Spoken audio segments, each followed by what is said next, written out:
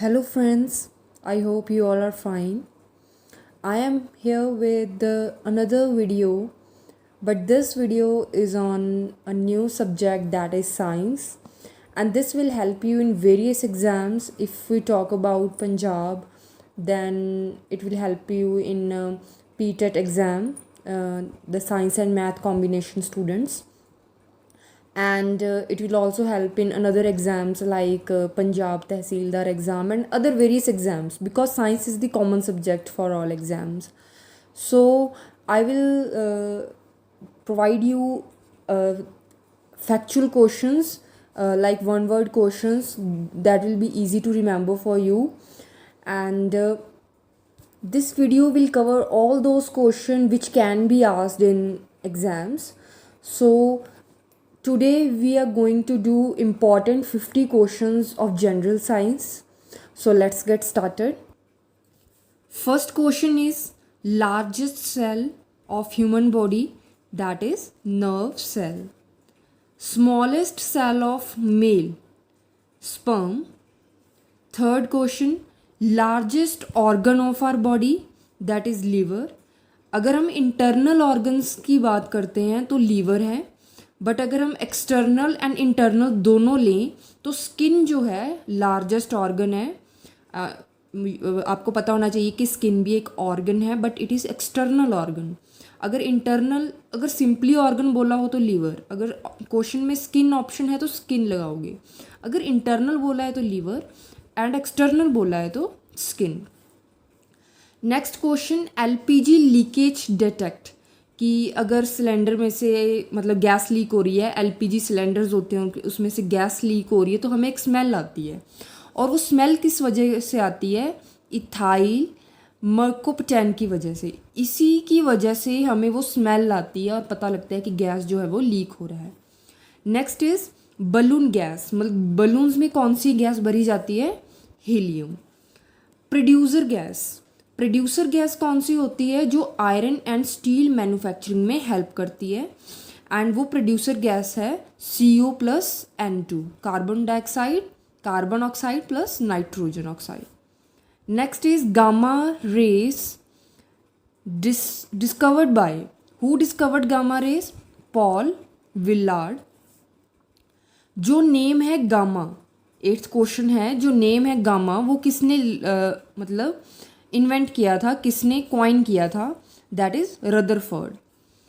Lightest element of periodic table, आपने मतलब science में पढ़ा होगा, 10th में था, हमें पीरियोडिक टेबल पे एक चैप्टर है, और उस पीरियोडिक टेबल में जो सबसे लाइटेस्ट एलिमेंट है वो कौन सा है? लिथियम.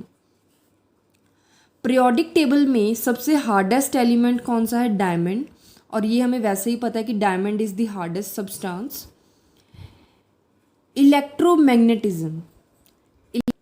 इलेक्ट्रोमैग्नेटिज्म किसने डिस्कवर किया था? ऑरेस्टेड ने. किसने? ऑरेस्टेड. वैक्सीनेशन किसने इन्वेंट की थी? Edward Jenner. ये नाम पता होने चाहिए. Electromagnetism by Oersted, vaccination Edward Jenner. Next question, therm unit किसकी है? जो यूनिट है थर्म वो किसकी यूनिट है? हीट की.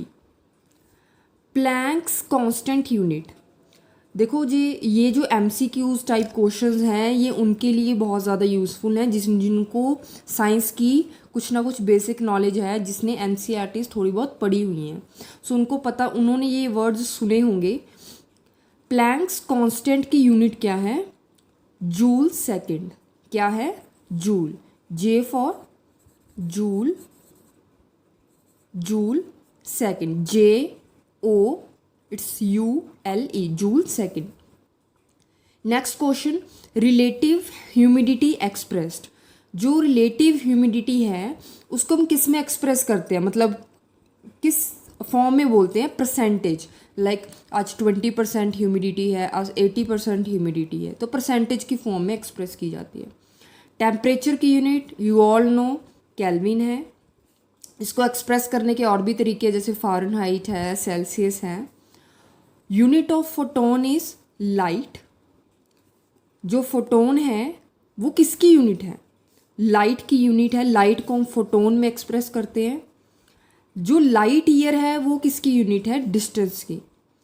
जो हम जैसे एक प्लेनेट से दूसरे प्लेनेट का अगर हम डिस्टेंस बोलते हैं तो हम लाइट ईयर में बोलते हैं, it is not in kilometre. So light year जो है वो डिस्टेंस की यूनिट है। ल्यूमिन किसकी यूनिट है, ल्यूमिनस फ्लक्स की यूनिट है। हर्ट्स ये किसकी यूनिट है, ये सबको पता है, that is of frequency. Unit noise pollution level, आपको पता है कि हम कोई भी नॉइज़ है उसको हम किस चीज़ में मेजर करते हैं, डेसिबल में मेजर करते हैं कि आज इतने डेसिबल नॉइज़ है, मतलब आवाज़ इतनी ज़्यादा है। जैसे 20 डेसिबल है, 20 डेसिबल तो बहुत सही है, अगर 100 डेसिबल हो जाए तो वो बहुत ज़्यादा एक तरह का नॉइज़ पोल्यूशन बन जाता है। वॉशिंग सोडा का केमिकल फार्मूला है Na2CO3। Intensity of sound SI unit, जो साउंड की इंटेंसिटी है, हम बोलते हैं कि साउंड इतनी इंटेंस है, उसकी SI यूनिट क्या है, वॉट पर मीटर स्क्वायर। कैल्शियम नाइट्रेट का केमिकल फार्मूला है CaNO3 2। CaNO3 2। Rate of change of momentum, कि मोमेंटम के चेंज होने का रेट क्या है, तो उसे हम क्या बोलते हैं, फोर्स। कि कोई भी चीज़ चल रही है और उस पर हमने कोई फोर्स लगाया तो उस मोमेंटम के, उस मूवमेंट में कुछ ना कुछ चेंज आएगा, और वो कितनी स्पीड से आएगा, किस तरह आएगा, तो उसे हम फोर्स बोलते हैं। Next is impulse.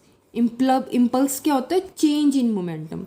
तो फोर्स और इम्पल्स में डिफरेंस ध्यान में रखें कि फोर्स है रेट ऑफ, कि कितने से चेंज हो रहा है, और इम्पल्स सिंपल कि चेंज हो रहा है मोमेंटम, पर फोर्स जो है वो बताता है कि कैसे चेंज हो रहा है, कितनी स्पीड से चेंज हो रहा है। टॉर्क, टॉर्क यूनिट है न्यूटन मीटर। सो टॉर्क की यूनिट है न्यूटन मीटर। फोर्स की यूनिट है न्यूटन। भी हम कोई किस चीज़ पे फोर्स लगा रहे हैं तो हम बोलेंगे 2 न्यूटन, 10 न्यूटन, 20 न्यूटन में हम बोलते हैं। एक्सेलरेशन की यूनिट है मीटर पर स्क्वायर सेकेंड, कि इतने टाइम में इतने मीटर की हमने एक्सेलरेशन की। एक्सेलरेशन वर्ड जब हम गाड़ी चलाते हैं तो उसमें बहुत ज़्यादा यूज़ होता है।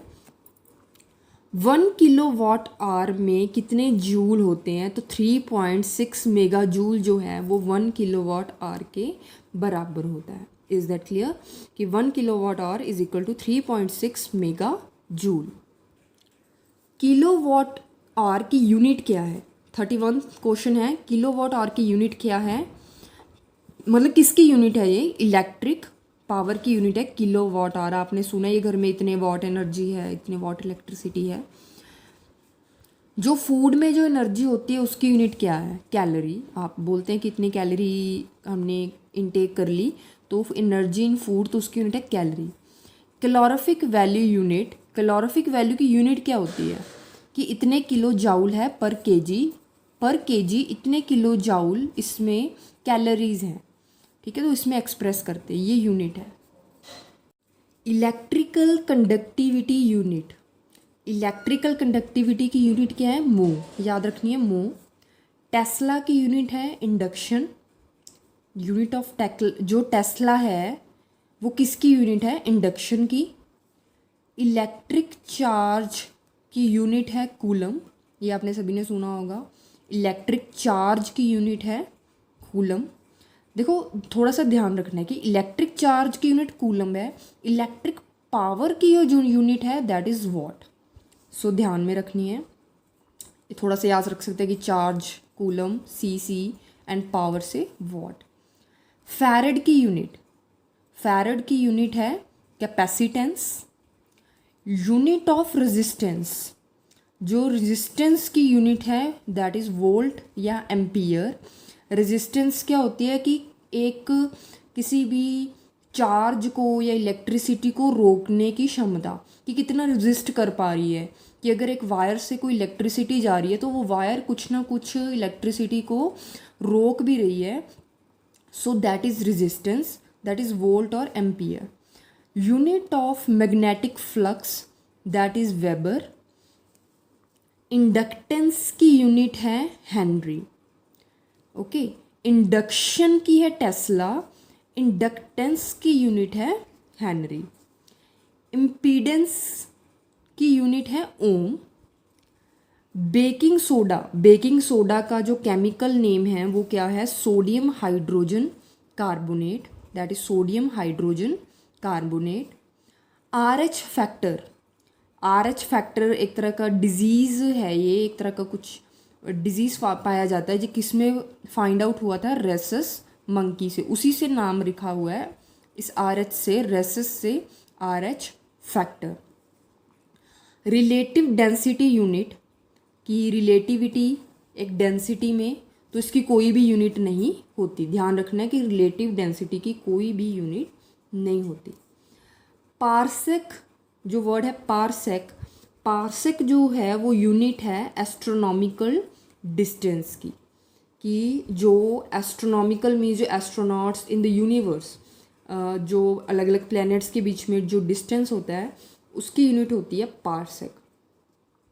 न्यूक्लियर रेडियस यूनिट की एक न्यूक्लियर है, एक न्यूक्लियस है, उसके जो रेडियस होता है उसकी यूनिट हम किस में देखते हैं? फर्मी में, fermi metre, fermi. Power of lens, जो हमारे जैसे स्पेक्स लगी होती है, हम लेंस यूज़ करते हैं तो उसकी एक पावर होती है। पावर मीन्स आपके बोलते हैं ना कि 1 नंबर लगा है, 2 नंबर लगी है, तो उसी तरह वो पावर होती है वो लेंस की, और उसको हम बोलते हैं डायोप्टर, कि 1 डायोप्टर लगा है, 2 डायोप्टर लगा है, 3 डायोप्टर लगा है। अमाउंट ऑफ सब्सटेंस यूनिट, कि किसी चीज़ में कितनी अमाउंट है किसी सब्सटेंस की, तो उसकी यूनिट है मोल, कि 1 मोल है, 2 मोल है, 10 मोल है। इल्यूमिनेंस की एसआई यूनिट होती है लक्स। इल्यूमिनेंस होता है एक तरह की चमक, सो उसकी एसआई यूनिट है lux. SI unit of luminex is lux. So I hope this will help you in all your exams. So these 50 questions are very very important, and there will be another questions I will come back with. So just have look at these, see my video, share, subscribe and like it. I will come again with another questions which will be very important for your exams, and various questions will be asked, definitely will be asked from these questions. So I have tried to complete all the questions that will be beneficial for you. Thank you very much.